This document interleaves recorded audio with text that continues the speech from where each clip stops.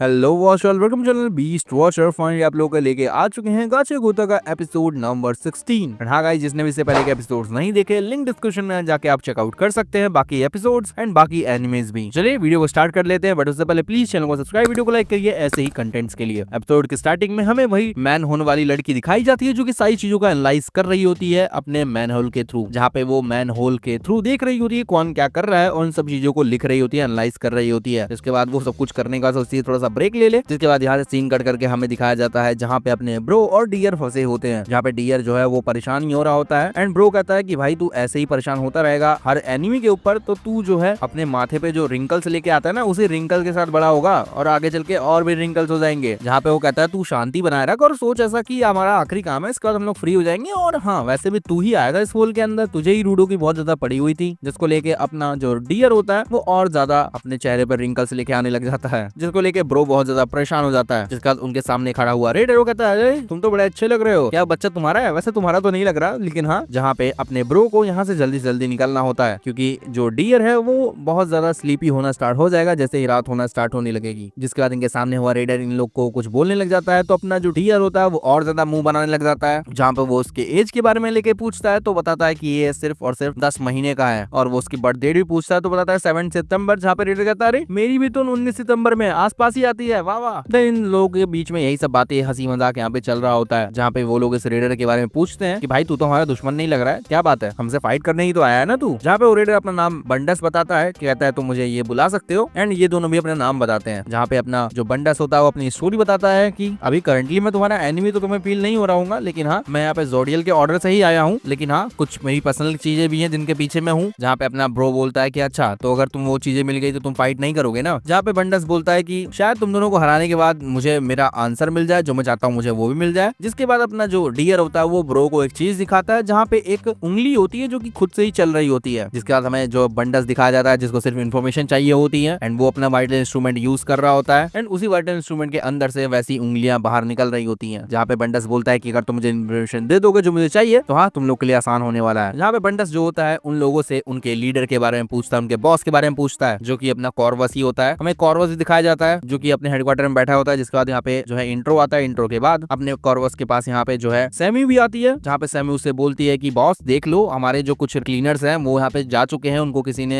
गायब कर दिया है, और ये सब हमें ग्रिस ने बताया। ग्रिस बोल भी रहा है कि हमें कुछ जल्दी जल्दी कुछ करना चाहिए उन लोगों को ढूंढने के लिए। जहाँ पे कॉर्वस तो बहुत ज्यादा सीरियस नहीं लग रहा होता है, जहाँ पे उसकी सैमी बोलती भी है कि तू अपना चोकर के पहन के क्यों नहीं रखते बॉस, चोकर पहन के रखोगे तो आसानी रहेगी हम लोगों को तुमसे बात करने में। जहाँ पे सैमी की धमकी के बाद फाइनली अपना जो कॉर्वस होता है वो रेडी होता है, कहता ठीक है जो लोग फ्री है उन लोग को इकट्ठा करो, मैं देखता हूँ मैं क्या कर सकता हूँ। जहाँ पे वो किसी को तो जानता है जिसके बारे में उसे इन्फॉर्मेशन मिल सकती है। देन ऐसा सीन कट होता है, फिर से हम लोग जो है यहाँ पे बंडस और ब्रो और डियर के पास पहुंचते हैं, जहाँ पे जो वो उंगली होती है वो वापस अपने बंडस के पास आ जाती है। जहाँ पे ब्रो पूछता है तुम्हारे बॉस के बारे में जानना चाहते हो, लेकिन तुम ऐसा कर क्यों रहे हो। जहाँ पे वो आगे बोलता है कि तुम हाँ मुझे लगता है कि तुम क्लीनर्स के बारे में इन्फॉर्मेशन लेना चाहते हो, वो भी जो की इंपॉर्टेंट है, लेकिन हाँ मैं तुम्हें ऐसा कुछ नहीं बताऊंगा क्योंकि हमें डिसएडवांटेज में ला सकता है। लेकिन अपना जो बंडस बोलता है वो बोलता है कि नहीं भाई ऐसा कुछ नहीं है, ये मेरे खुद के लिए है, ये क्वेश्चंस है जो मेरी तक ही रहेंगे, ये मेरी क्यूरियोसिटी के लिए है, इनका रेडर से कोई लेना देना नहीं है। तो हाँ ये जो तुम बात बताओगे तुम्हारे मेरे बीच में ही रहेगी, लेकिन हाँ अगर तुम आंसर नहीं देते हो तो मैं तुम्हें यहीं पे रोके रखूंगा जब तक रात नहीं हो जाती है। और हाँ हमें पता है कि रात होते ही अपना जो डियर होगा वो सोने की हालत में पहुंच जाएगा, जिसको लेके अपना ब्रो बहुत ज्यादा चिंतित होता है। जहाँ पे ब्रो कहता है जो ठीक है मैं तुम्हें आंसर दूंगा, लेकिन वही जो मैं चाहता हूँ। जिसके बाद फाइनली यहाँ पे बंडस जो है करके सारे सवाल पूछना चालू कर देता है। कहता है कि फेवरेट फूड क्या है कॉर्वस का, वो खाली टाइम में क्या करता है, वो कितने साल का है, और उसका वाइटल इंस्ट्रूमेंट क्या क्या है। ये सवाल सुन के अपना जो ब्रो होता है वो बहुत ज्यादा परेशान हो जाता है, अरे ये कैसे सवाल पूछ रहा है, तो बहुत वियर्ड सवाल है यार, मुझे तो लगा कुछ तो ऐसा पूछेगा, लेकिन ये सब क्या है। एंड दूसरी तरफ जो अपना डियर होता है वही परेशान ही हो रहा होता है, उसके रिंकल्स बढ़े जा रहे होते हैं, जिसको लेके फिर से वो परेशान हो जाता है, एंड दोनों के बीच में वो फंसा हुआ होता है। जिसका बंडस बोलता है कि मुझे पता है तुम क्या करने की कोशिश कर रहे हो, लेकिन हाँ ब्रो बोलता है यार सच बताऊं मुझे इनमें से कुछ बातें नहीं पता है जो तू पूछ रहा फालतू के। जहाँ पे बंडस आगे बताता है कि अगर तुम लोग हार गए ना तो तुम लोगों को ट्रेस बीस की तरफ डाल दिया जाएगा, और तुम्हें बता दूं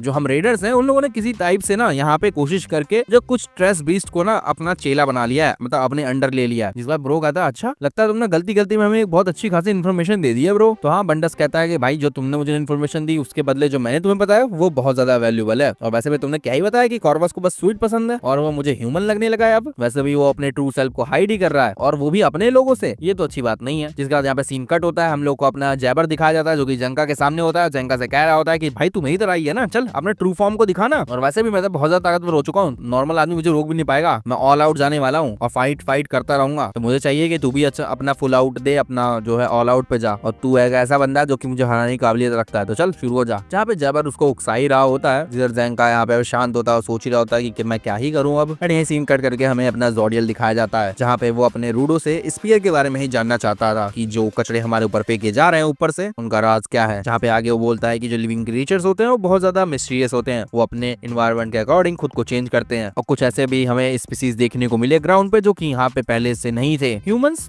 तो सेम ही रहते हैं, और जो इस एनवायरनमेंट में हम लोग रहते हैं वो डिफरेंट ह्यूमैनिटी को दर्शाता है। तुम इस पे राइट हो, मैं ग्राउंडलिंग हूँ। तो ऐसा क्यों है कि हमारी आंखों में सेम चीज देखने को मिल रही है? जहाँ पे ज़ेबर ने बताया था कि तुम और मैं जो है सेम टाइप से स्मेल करते हैं, जिसकी वजह से मैं तुमसे मिलने के लिए आया हूँ। जब रूडो कहता है अरे तू क्या समझ रहा है, मैं पागल हूँ और मैं तेरे इस प्लान में तेरा साथ दूंगा? अगर तू सच में सही होता तो मुझसे आके नॉर्मली पूछा होता तूने। और वैसे भी मैं यहाँ पे स्पीयर पे इसलिए जाना चाहता हूँ ताकि मैं उन हरामियों को उनका सबक सिखा सकूं, और मुझे खुद की तरह बिल्कुल मत बोल, मैं तेरी तरह बिल्कुल भी नहीं हूँ। जिसके बाद अपना जो ज़ोडियल होता है रूडो से पूछता है, रूडो क्या तुम जानते हो कि जो आसमान से चीजें गिरती हैं, ग्राउंड वाले लोग उसको ब्लेसिंग मानते हैं कि वो हेवन से आ रही है, चाहे वो कुछ भी हो, चाहे वो चीजें उन लोग को क्रश ही कर रही हो, उनको मार ही दे रही हो। लेकिन हाँ, समय के साथ साथ चीजें बदली और हमने उनसे फाइट करना सीखा, जिसके लिए हम लोगों ने कॉमन सेंस का यूज किया। कॉमन सेंस एक नॉर्मल चीज है जो कि बेनिफिशियल होती है किसी भी चीज के लिए, लेकिन हाँ, कोई कॉमन सेंस जो कि एक करप्टेड पर्सन की तरफ से आ रही हो वो बहुत ज्यादा डेडली पॉइजन बन सकता है, और उस चीज को पहचानना बहुत ज्यादा मुश्किल होता है। लेकिन हाँ, एक तरीका है जिसे तुम आसानी से जान सकते हो, और वो है कि पूरे सिस्टम को हिला के रख देना। जहाँ पे हमारा जो ज़ोडियल होता है वो कॉकरोच उठा के ही खा लेता है, और जो ये सिस्टम को हिलाने का तरीका है बहुत ज्यादा यूजफुल हो जाता है, जो कि नेचर के अंदर एक अच्छी खासी कंपन पैदा कर देता है। जिस तरीके से ज़ेबर ने जब तुमसे लड़ाई की थी तब तुमसे कुछ न कुछ सीखा होगा, और अभी जिससे लड़ रहा है शायद अभी भी वो ऐसा ही कोशिश करने की ट्राई कर रहा है। जिसके बाद यहाँ पे सीन करके हमें ज़ेबर दिखाया जाता है जो कि ज़ेंका पे अटैक कर देता है, जहाँ पे ज़ेंका यही सोच रहा होता है कि लो फिर से कोई आ गया जो कि पावरफुल है, जो कि हराना बहुत ज्यादा मुश्किल है, और ऐसा मुझे बहुत सारे लोगों ने उकसा भी रखा है। लेकिन हाँ, कुछ की आंखों में सही चीजें देखने को हमें मिल जाती हैं, और कैसे कोई भी नेचुरल टैलेंट को हरा सकता है। लेकिन हाँ, ज़ेंका के लिए ये करना भी बहुत ज्यादा मजेदार होने वाला है। जिसके बाद ज़ेंका यहाँ पे बच रहा होता है अपने ज़ेबर के अटैक से, और ज़ेबर उस पर अटैक किया जा रहा होता है, जहाँ पे ज़ेबर यही बोल रहा होता है कि भाई ऐसा कुछ कर कि तू अगली बार मारा ना जाए और मुझ पर अटैक कर, बच मत। लेकिन हाँ, यहाँ पे ज़ेबर अटैक किया जा रहा होता है, अपना ज़ेंका बचा जा रहा होता है। जिसके बाद यहाँ पे ज़ेबर यूज करता है स्टॉर्मी वेदर और एक टोर्नेडो से अटैक कर देता है अपने ज़ेंका के ऊपर। ज़ेंका उसे रोकता तो है बट उसकी हालत खराब हो रही होती है। जिसके बाद ज़ेबर एक सरप्राइज अटैक करता है अपने ज़ेंका के ऊपर, और ज़ेंका की तो बैंड ही बजा रहा होता है। लेकिन हाँ, एट द एंड ज़ेंका ने उसके नेल्स को अपने दांतों में दबा रखा होता है, जहाँ पे ज़ेंका कुछ तो यहाँ पे याद करता है और कहता है कि नहीं, तक खत्म नहीं हुआ है और तब तक मैं नहीं मरूंगा जब तक मैं चीजों को प्रूफ नहीं कर देता। जिस बार ज़ेंका जो है ज़ेबर को एक डंडा मारता है, उसके रिब्स टूट जाते हैं एंड उसको वो दूर जाके फेंक देता है, जहाँ पे ज़ेबर बोल ही रहा होता है यार तुमने रिब्स भी तोड़ दिया, उस पर पंच भी कर रहा है, पागल है क्या। जिसके बाद अपना ज़ेंका जो रुक ही नहीं रहा होता, उस पर अटैक भाई साहब धमाकेदार हमला किए जा रहा होता है, और फाइनली अपना ज़ेबर जो बहुत ज्यादा खुश होता है कि अच्छा